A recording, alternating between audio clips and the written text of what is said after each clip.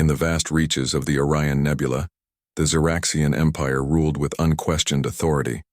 Their sleek silver ships patrolled the stars, their technology centuries beyond what humans could imagine. Yet King Zorlak the Great felt uneasy. The reports from his scouts troubled him. Humans, those primitive bipeds from the distant blue planet, were advancing faster than any species in galactic history. King Zorlak paced in his private chambers, his 12-foot frame casting long shadows across the crystal floors. His skin shimmered with the typical Xeraxian blue glow that intensified with his growing concern. The royal advisors waited silently, their forearms clasped in formal posture.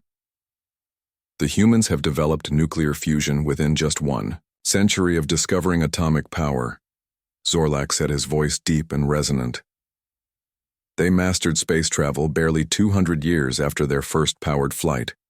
No other species has shown such rapid advancement. High Advisor Mirax stepped forward, her ceremonial robes trailing behind her. My king, they are still confined to their solar system. Their technology remains primitive compared to ours. We have ruled this quadrant for 10,000 years. Zorlak turned, his silver eyes flashing. They may be confined now, but for how long? Our projections show they will achieve faster than light travel within 20 years. Their military technology advances at an alarming rate.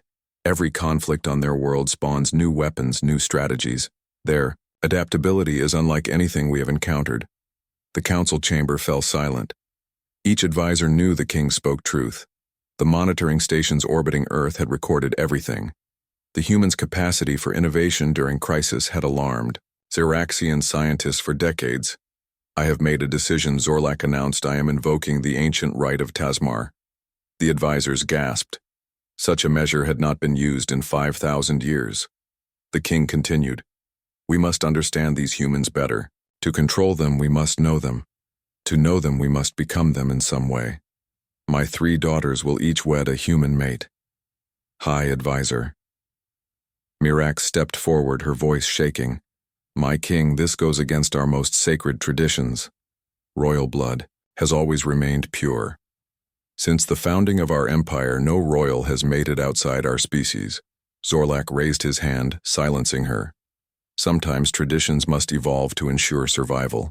The humans possess something we do not, something we have lost in our long history. Their creativity, their emotional depth, their inexplicable ability to thrive in chaos. These qualities once made our species great. We have become stagnant, focused on maintaining our empire rather than growing it. The council erupted in murmurs of disagreement, but none dared openly challenge the king. Summon my daughters, Zorlak commanded. They must be informed of their duty to the empire. The royal princesses were enjoying their morning in the palace gardens. The artificial atmosphere dome created perfect weather conditions year-round. Exotic plants from 100 worlds bloomed in carefully maintained beds. Talia, the eldest, stood by the molecular scanner studying the genetic structure of a rare flower from the Andromeda galaxy. Her violet eyes focused intently on the holographic display. Her 7 feet of height impressive even among Xeraxians, her skin a deeper blue than most, denoting her pure royal lineage. She commanded the science division and had studied human biology extensively. Nora, the middle daughter, practiced combat moves with her energy staff in a cleared area. Her reputation as a fierce warrior preceded her. She had conquered 17 solar systems, yet remained curious about Earth and its defenders. Her movements were precise and deadly, her forearms working in perfect coordination. Lyra, the youngest, barely 90 years old, sat cross-legged, communicating telepathically with a small creature from a distant moon. Her ability to connect mentally with all species made her invaluable to the diplomatic corps. Her skin had a slight purple tint, unusual among Xeraxians, marking her special abilities. A royal messenger approached, bowing deeply. Princesses, your presence is required in the throne room immediately. The king has an important announcement. The sisters exchanged glances. Talia deactivated her scanner. Nora sheathed her energy staff. Lyra gently placed the creature back in its habitat. Together they made their way through the crystal corridors of the palace.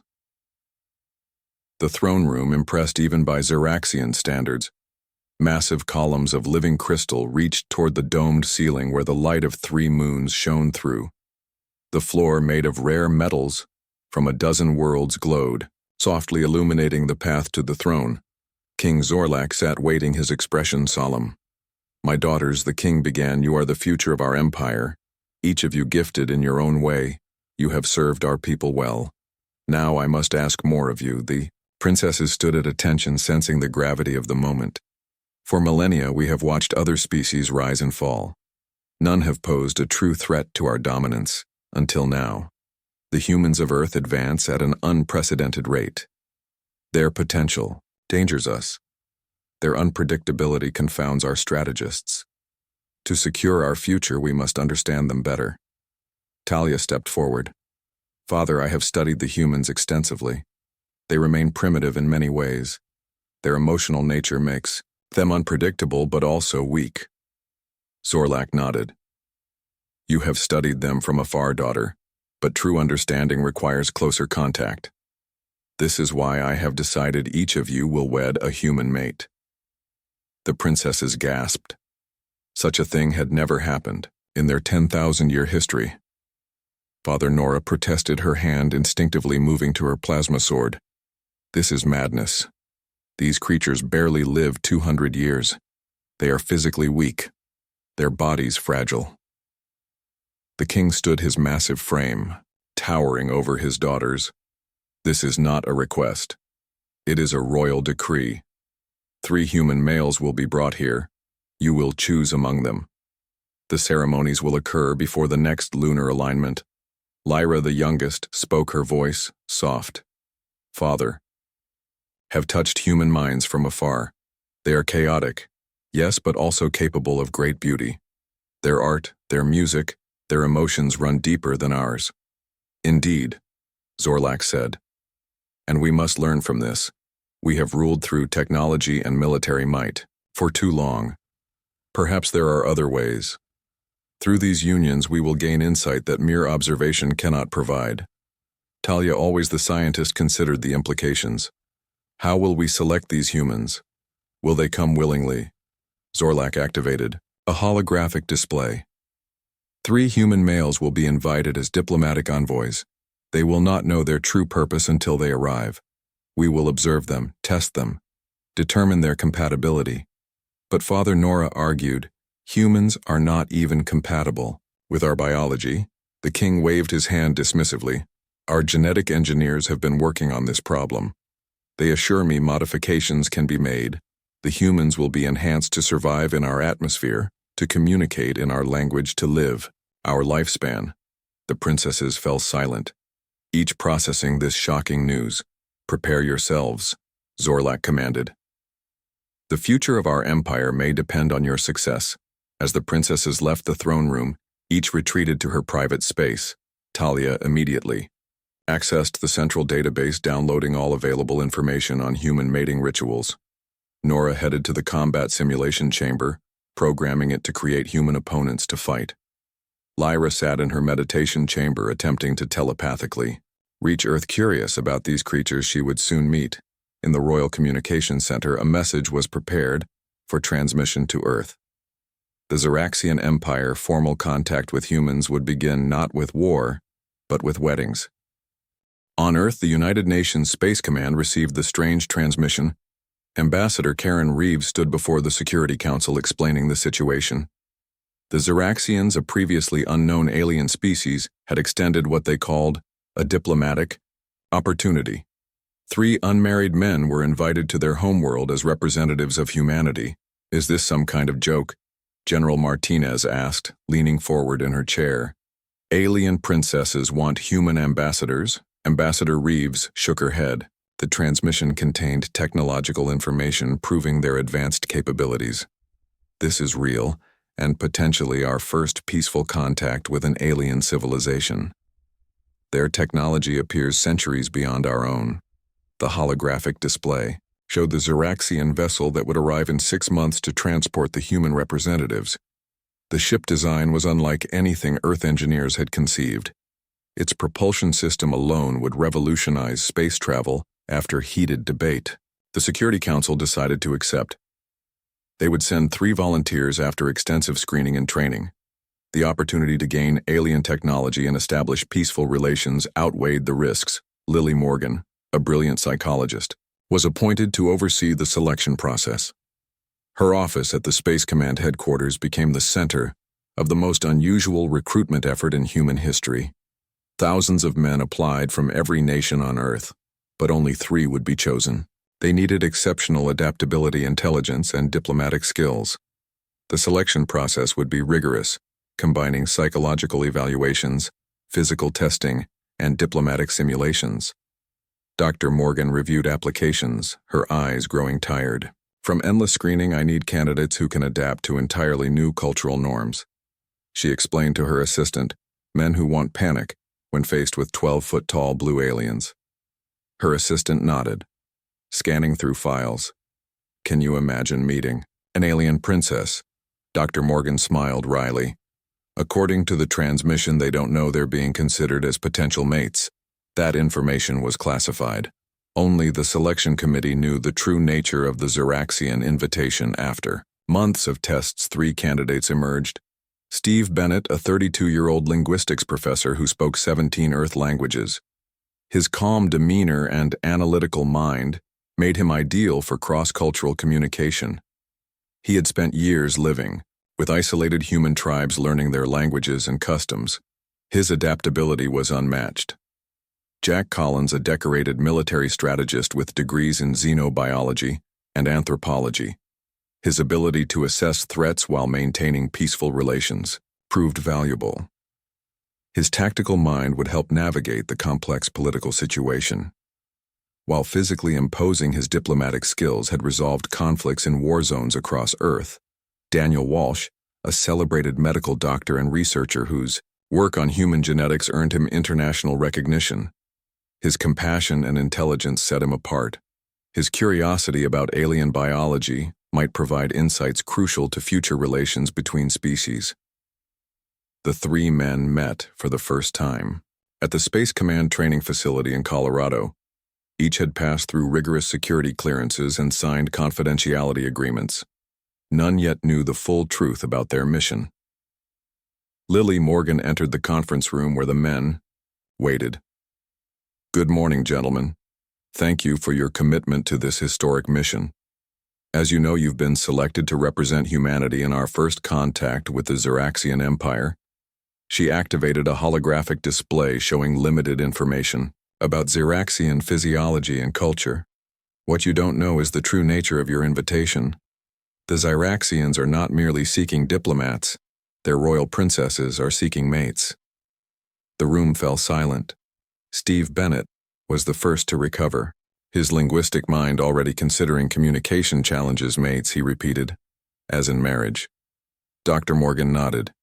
King Zorlak has decreed his 3 daughters must wed human males.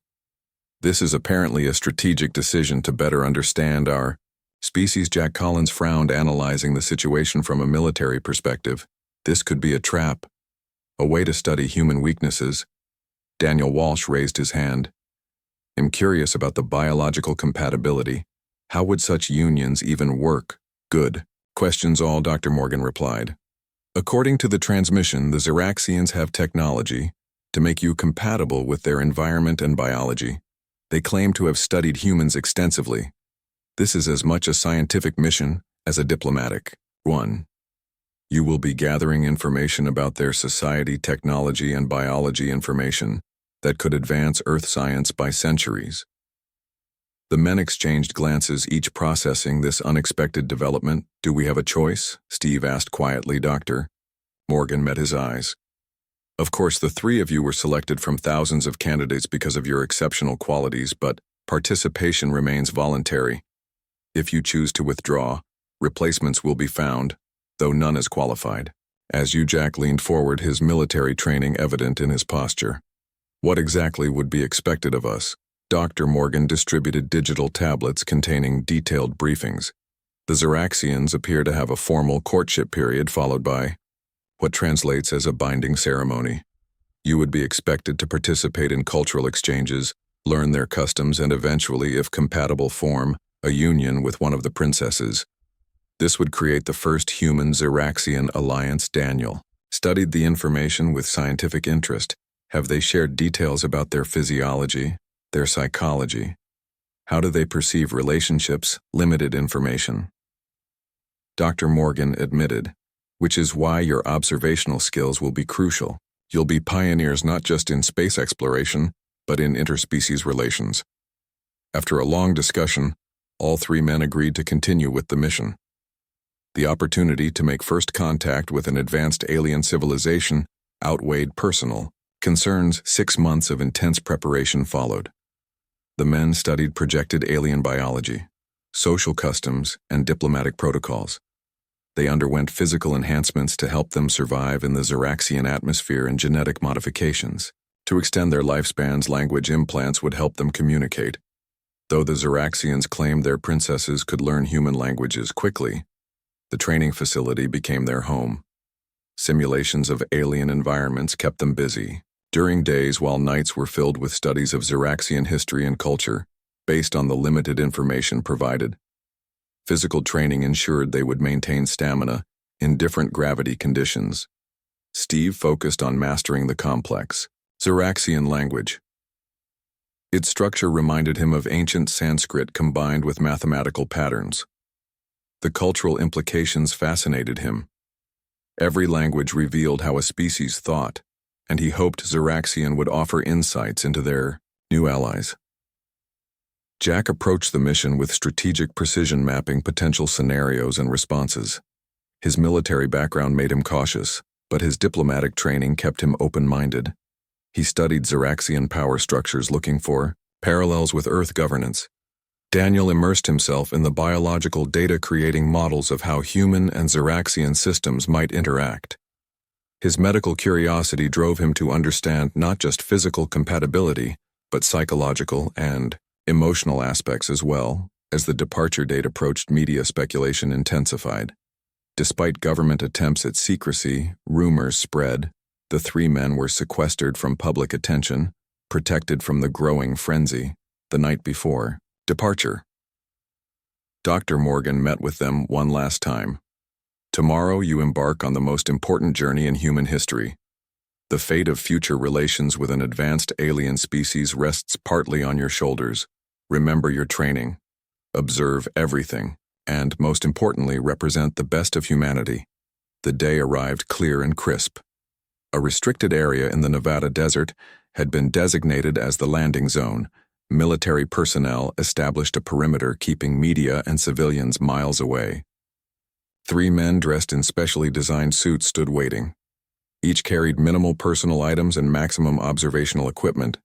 Steve brought ancient texts on human cultures. Jack carried strategic analyses of first contact scenarios.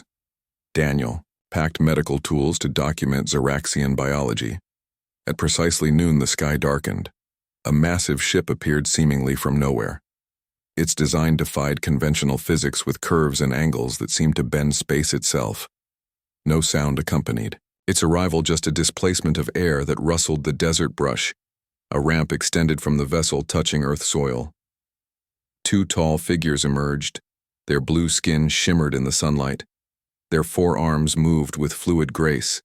Their eyes, large and silver, surveyed the humans with evident curiosity. Steve stepped forward, raising his hand in the greeting described in the Xeraxian briefing materials. Greetings, honored representatives of the Xeraxian Empire. We come in peace and friendship.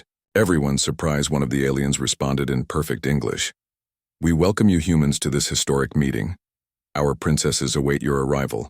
Please board our vessel for transport to Xyrax Prime. The 3 men exchanged one final glance at their home planet. Then, with determined steps, they ascended the ramp.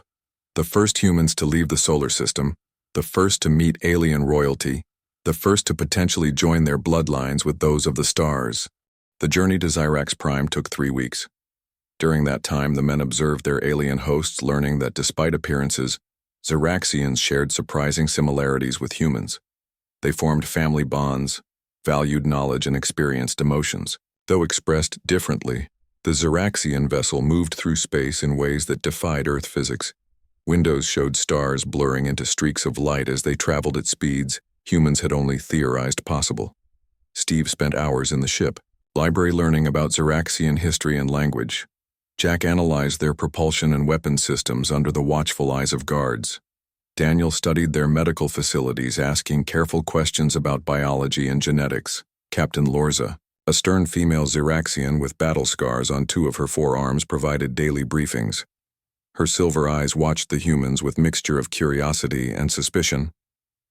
"You will be the first humans to see our homeworld," she explained. "Our atmosphere has been replicated in your quarters, but outside you must wear the adaptation suits we provided. Until your bodies are modified, you cannot breathe. Our air." Daniel raised his hand. "About these modifications, how extensive will they be?" The captain activated a holographic display showing human and Xeraxian anatomical models side by side.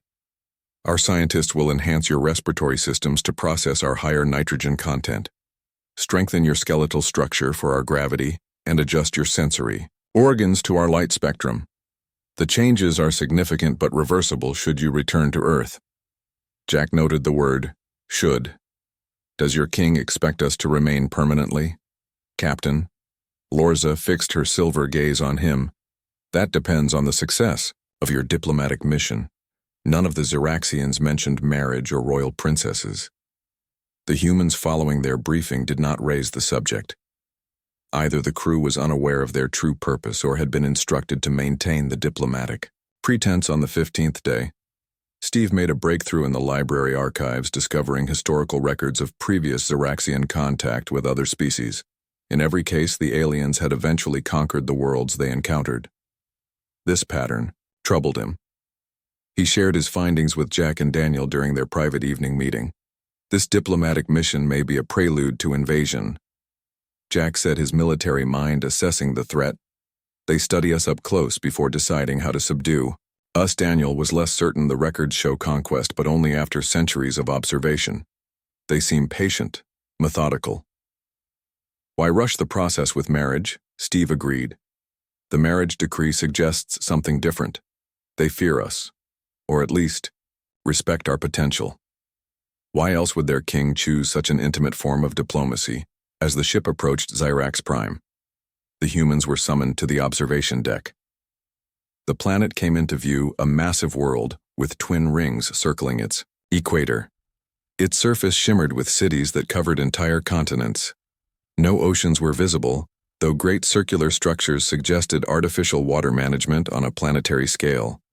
"Behold our homeworld," Captain Lorza announced with evident pride. 5 billion Xeraxians live here, the center of an empire spanning 300 worlds. The ship descended through layers of atmosphere. The men watched through viewports as massive structures rose around them, buildings that would dwarf Earth's tallest skyscrapers interconnected with transport tubes. Vehicles moved in 3-dimensional patterns without apparent roads. The entire planet seemed one vast interconnected city. The royal palace dominated the central continent, a structure of crystal and living metal that shifted colors with the changing light of the binary stars. A landing pad extended to receive the ship. "Prepare yourselves," Captain Lorza instructed. "You will be presented to King Zorlak and the royal court. Your behavior will reflect on your entire species. Make no sudden movements, speak only when addressed, and follow all protocols as you were taught." The men donned their ceremonial Earth uniforms enhanced with elements of Xeraxian design to show respect for their hosts. The adaptation suits, thin and nearly invisible, covered their skin, allowing them to breathe in the alien atmosphere. The palace interior was even more impressive than its exterior. Ceilings soared hundreds of feet overhead. Walls of living crystal changed color and pattern with the emotions of those nearby. The floor itself seemed to respond to their footsteps, creating subtle melodies. The entire structure felt alive. The throne room bustled with activity. Hundreds of Xeraxians from noble houses across the empire had gathered to witness the historic meeting with humans. The crowd parted as Captain Lorza led the human delegation forward. Whispers and clicks of Xeraxian language followed them. Many had never seen humans before, except in transmissions at the far end of the hall. King Zorlak sat upon a throne that hovered several feet above the floor. His massive frame nearly twice the size of the average Zeraxian radiated power. His skin a deep royal blue pulsed with bioluminescence that matched. The crown upon his head beside the king stood 3 female Zeraxians, each with distinctive coloration and bearing. The princesses, the humans realized simultaneously. Each studied the approaching men with undisguised interest. Captain Lorza stopped, at the appropriate distance, bowing deeply with all 4 arms crossed in formal salute. "My king, I present the human representatives as requested." King Zorlak rose, his voice deep and resonant.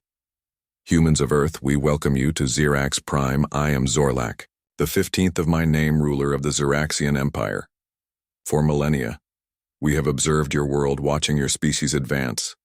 Today marks a new chapter in our shared history." The humans bowed as instructed Steve, as the designated speaker stepped forward. "Gracious King, we bring greetings from Earth. We are honored by your invitation and hope this meeting begins a lasting friendship between our worlds." What happened next surprised everyone.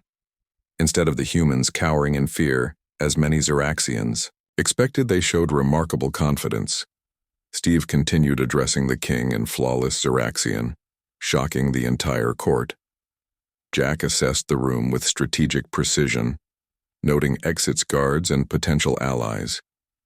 Daniel observed the princesses, with medical interest, wondering about biological compatibility. King Zorlak seemed pleased by their composure. "Allow me to introduce my daughters," he said, gesturing to the 3 females. "Talia, my eldest, commands our science division. Nora leads our defense forces. Lyra serves as our chief diplomat. They will be your guides during your stay." The princesses stepped forward one by one. Each wore ceremonial attire that emphasized their royal status. Talia approached first, her violet eyes examining Steve with scientific interest. "Our records indicate you are a linguist. Professor Bennett, your mastery of 17 Earth languages is impressive. You have already begun learning our tongue." Steve bowed.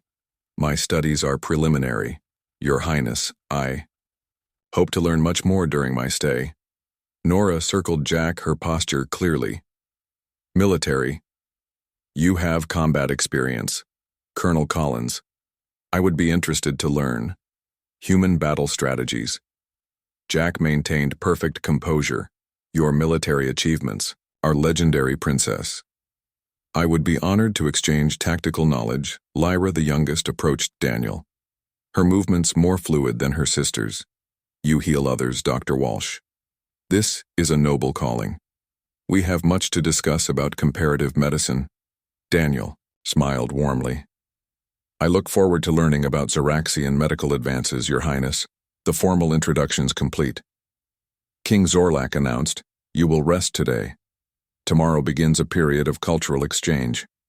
Each princess will oversee aspects of your education about our world. You will share knowledge of Earth in return. After 1 full lunar cycle, we will discuss potential alliances between our worlds." As the humans were escorted to their quarters, the true purpose of their visit remained unspoken. Yet the way the princesses had studied them left little doubt. The diplomatic mission and the royal decree were one and the same. Their quarters occupied an entire wing of the palace. Luxurious by any standard, the rooms adapted to their preferences. The temperature, light, and even gravity adjusted automatically to Earth norms. Food synthesizers created reasonable approximations of Earth cuisine. Once alone, the 3 men gathered to compare observations. "The princesses clearly know why we're here." Jack said. "They were evaluating us." Steve nodded. "The king mentioned alliances after 1 lunar cycle. That must be when the marriages will be announced if we pass their tests." Daniel looked troubled. "I noticed something about the court. Many Zeraxians seemed unhappy with our presence. There may be factions opposed to these unions." Jack wasn't surprised. Political resistance is expected. We're talking about royal bloodlines intermingling with aliens. Not everyone would support such a radical change. "We need to proceed carefully," Steve advised. "Learn everything we can about their culture, their politics, their biology. If these marriages are inevitable, we should at least understand what we're getting into." The men agreed to share all observations and support each other. regardless of which princess selected each of them. Their mission had evolved beyond diplomacy, beyond science. They were now pioneers in the truest sense, venturing into unknown territory of interspecies relations. That night, each man received a formal invitation. Princess Talia requested Steve's presence in the Science Academy. Princess Nora summoned Jack to the military training grounds. Princess Lyra invited Daniel to the royal gardens. The following weeks brought unprecedented cultural exchange. The humans demonstrated remarkable adaptability, learning Xeraxian customs quickly while sharing human traditions. The princesses discovered humans possessed qualities their species lacked: creativity, emotional depth, and innovative thinking. Steve spent his days with Princess Talia in the Great Science Academy. The massive complex housed laboratories dedicated to every field of research imaginable. Talia showed him technologies centuries beyond Earth science. Antimatter reactors, pocket dimension storage, gravity manipulation, and more. I have studied your species extensively, Talia told him as they toured the xenobiology section. Yet your adaptability continues to surprise me. Most species require generations to master new concepts. You learn in days. Steve smiled, observing a holographic display of human DNA beside Xeraxian genetic code. We had to adapt quickly on Earth. Our planet is constantly changing. Seasons, natural disasters competing. Species evolution favored our flexibility. Talia moved closer, her violet eyes studying his face. Perhaps that is what we lost. The Xeraxian Empire has been stable for 10,000 years. We changed our environment rather than adapting to it. Now we struggle with innovation. Their conversations ranged from linguistics to quantum physics. Steve found the princess brilliant but rigid in her thinking. When he suggested unorthodox approaches to problems, her initial dismissal gradually gave way to curiosity. Her scientific mind could not ignore results even when they contradicted established Xeraxian methods. In the military training grounds, Jack faced Princess Nora in combat exercises. The warrior princess wielded her 4 arms with lethal precision, each movement perfectly calculated. Jack, despite having only 2 arms, held his own, his human unpredictability making him a challenging opponent. You fight well for a species so physically limited, Nora commented after disarming him for the 3rd time. Your techniques are unorthodox. Jack retrieved his practice weapon. Humans have fought each other throughout our history. We had to become creative. Predictable fighters didn't survive. The princess circled him. Xeraxians rarely fight among ourselves. Our conflicts are with other species, usually those far less advanced. This may have made us complacent. Jack demonstrated a human martial arts move. Our greatest warriors studied natural movements, water flowing, a leaf falling. They found strength and flexibility, not just power. Nora watched with interest, then attempted to replicate the move.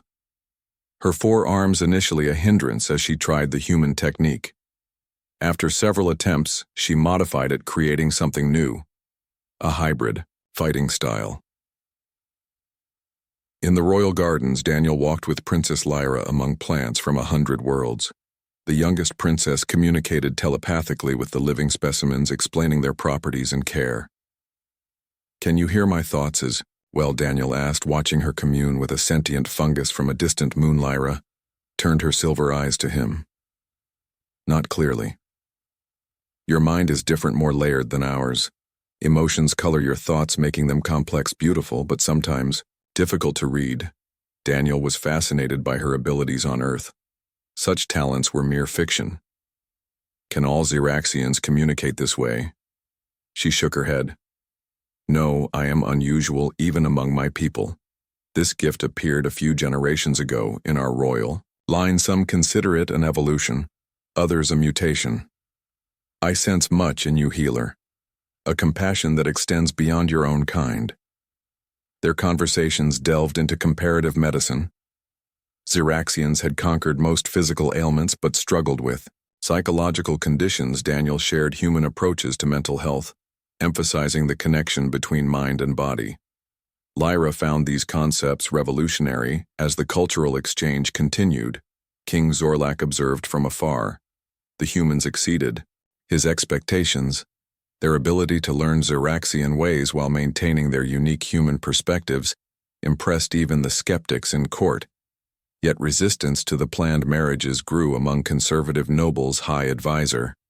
Mirax led the opposition.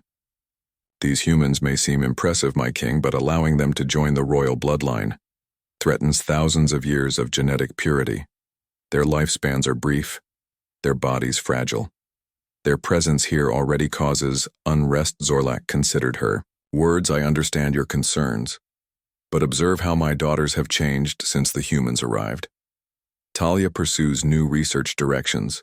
Nora develops hybrid combat techniques. Lyra expands her telepathic abilities. These humans bring something we need elsewhere in the palace. Factions plotted. Lord Drazak, commander of the Imperial fleet, whispered with like-minded nobles. We cannot allow these creatures to contaminate our royal line. If the king will not protect our traditions, we must act. While politics simmered, the relationships between humans and princesses deepened. Talia chose Steve, his linguistic abilities and scholarly nature appealing to her scientific mind. Their discussions challenged her rigid thinking, introducing creativity. To her research, Nora selected Jack, impressed by his strategic thinking and physical fitness. Despite having only 2 arms, he adapted Xeraxian combat moves, creating hybrid techniques that impressed even veteran warriors. Lyra connected telepathically, with Daniel sensing his compassion and healing nature. His holistic approach to medicine complemented her empathic abilities together. They developed new therapeutic approaches for Xeraxian psychological conditions. The selection process complete, preparations began for the formal announcement. The wedding ceremonies would follow according to ancient Xeraxian tradition. The humans underwent further medical modifications to ensure compatibility with Xeraxian biology. Their lifespans extended, their bodies enhanced to withstand the alien environment permanently. The night before the announcement, the 3 men met in Steve's quarters. Comparing experiences, it's happening faster than we expected. Steve said, tomorrow the king announces our engagements to the entire empire. Jack paced the room. Our reports to Earth have been heavily edited. I suspect the Xeraxians are controlling our communications. Daniel nodded. I've noticed the same. But consider what we've learned in just weeks. Xeraxian technology could advance Earth science by centuries. Their medical knowledge alone could cure most human diseases. Do you think that's why they're rushing this? Jack asked. They want to bind us to them before Earth realizes the potential power imbalance. Perhaps, Steve said. Or they genuinely fear our potential. The king's advisors keep mentioning human adaptability and innovation as if they're both admirable and threatening. Daniel leaned forward. Lyra shared something interesting today. Apparently, Xeraxian birth rates have declined for centuries. Their genetic engineering extended their lifespans but reduced fertility. They need genetic diversity. The men fell silent, considering the implications. Their marriages might be more than political or scientific. They could be crucial to the Xeraxian species' survival. The announcement ceremony arrived with great pageantry. The entire court assembled in the grand hall. King Zorlak presided from his floating throne. The princesses stood beside him in ceremonial attire. The humans wore specially designed garments blending Earth and Xeraxian styles. King Zorlak raised his 4 arms for silence. Today marks a historic moment in our long history. For the first time, royal Xeraxians will join in union with another species. These humans have proven themselves worthy through intelligence, adaptability, and character. My daughters have made their selections. These marriages will create new bonds between our worlds, new opportunities for both species. As the king prepared to announce the pairings, an alarm sounded throughout the palace. Guards rushed into the hall, weapons drawn.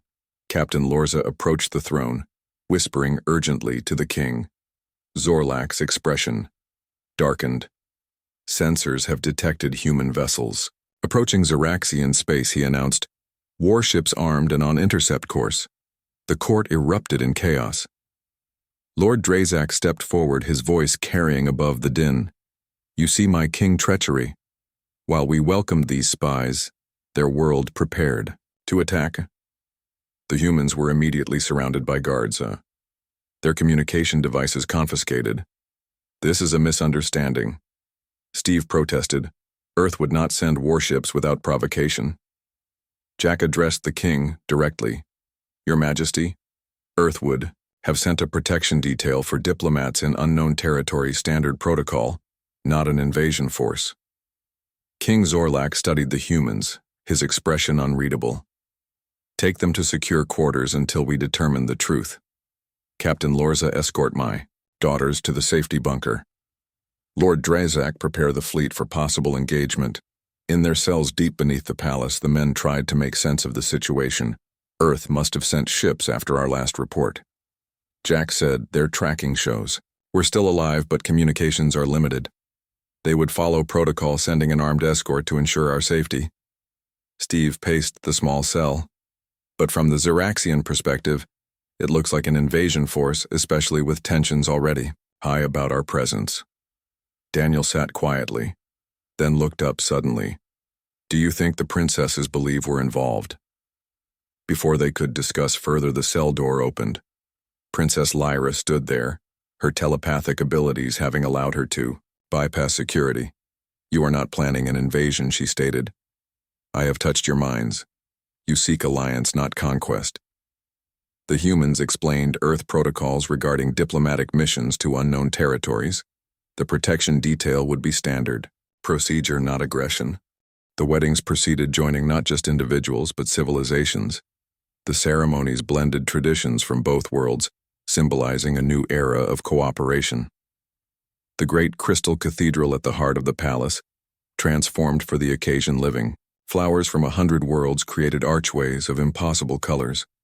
Dignitaries from across the Xeraxian Empire filled the massive space. Human representatives from Earth attended via holographic projection technology, the distance too great for physical travel. Each ceremony reflected the unique relationship between the couples. Talia and Steve exchanged vows that emphasized knowledge and discovery. Nora and Jack promised strength and protection. Lyra and Daniel pledged healing and understanding. Earth wedding traditions mingled with ancient Xeraxian rituals, creating something entirely new. King Zorlak presided, his massive frame adorned with ceremonial regalia. Today we witness not just the union of individuals but of worlds, he proclaimed.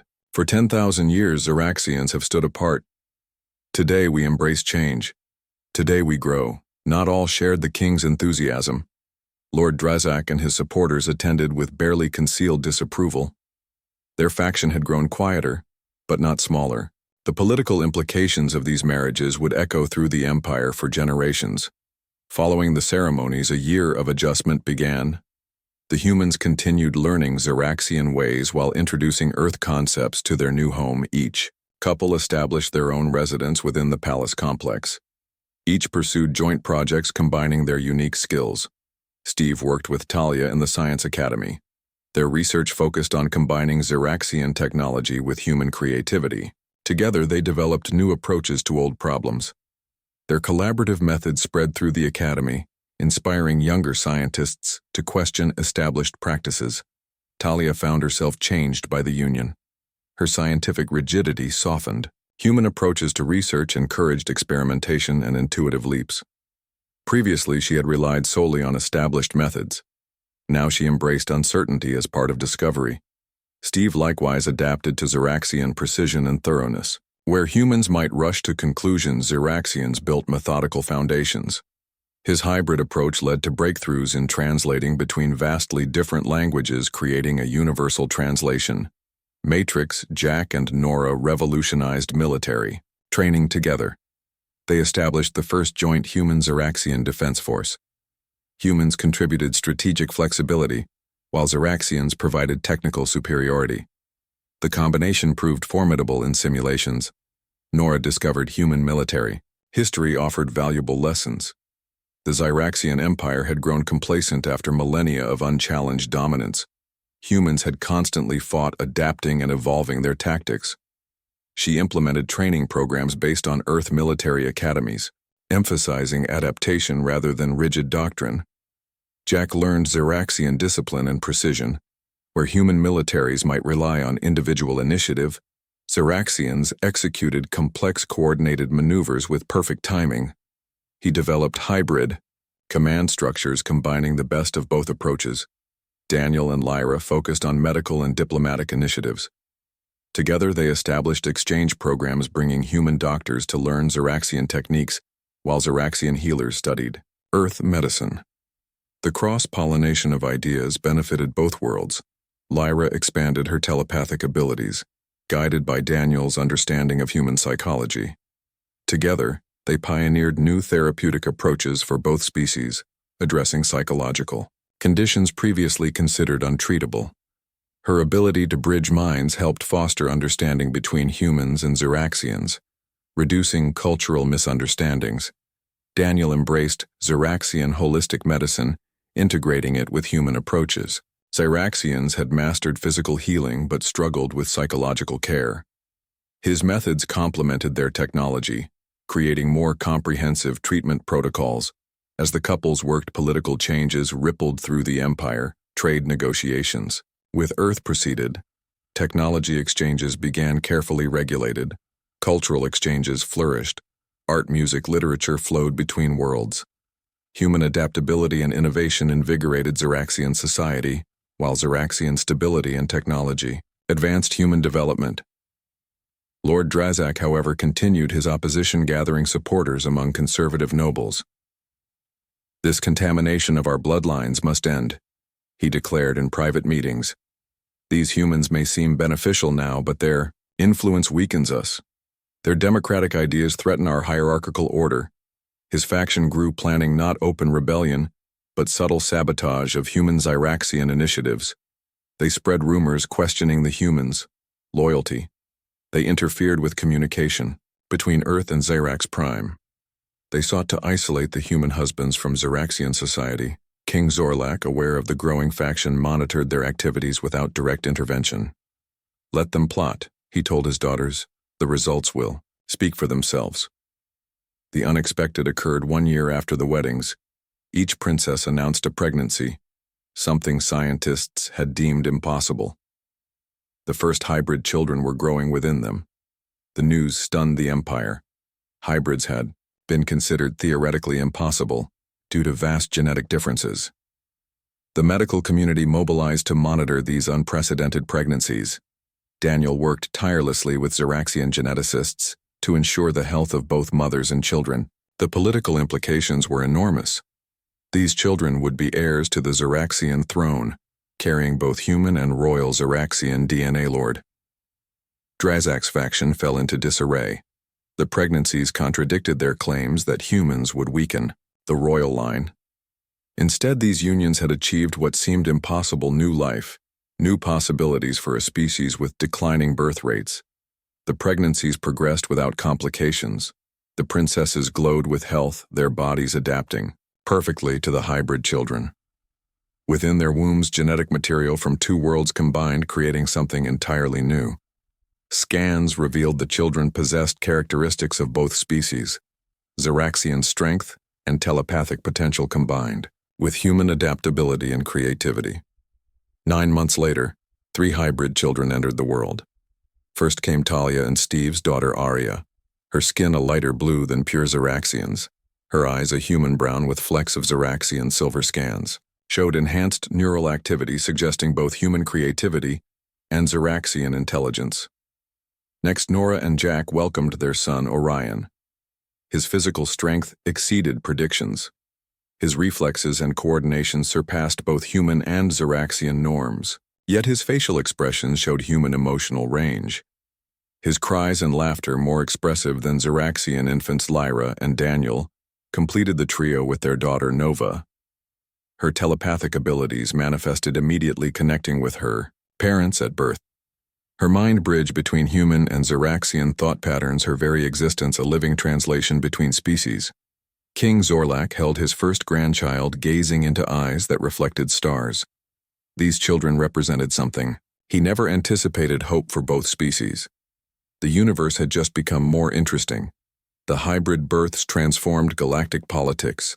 Opposition to human-Zeraxian relations crumbled. Even Lord Drazak could not deny the children represented evolutionary advancement rather than dilution. The Empire celebrated these new heirs' symbols of strength through diversity. As the children grew, their unique abilities became apparent. They learned faster than either human or Xeraxian children. They adapted to new situations with remarkable ease. They developed talents previously unknown in either species.